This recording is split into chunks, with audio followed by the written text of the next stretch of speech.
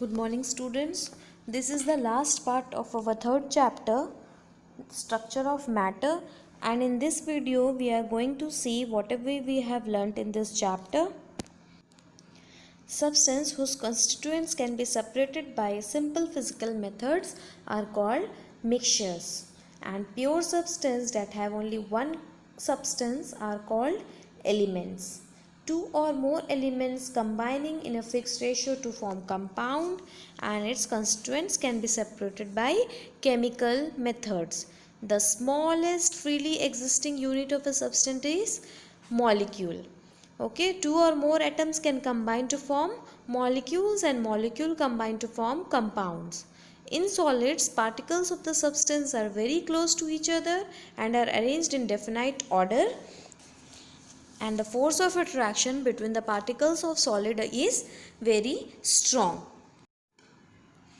In liquids, particles are not fixed at one position, and the particles can move freely wherever within liquid. And in gas, particles are very far from each other. The force of attraction is quite weaker. Elements and compounds are represented by symbols and formula. The rules for writing symbols and formula for symbols is the first letter of the English name of an element should be in capital letter to represent its symbol. If same letters are there for the element, same starting letters are there, then in that case second alphabet is added to the first one in small letter.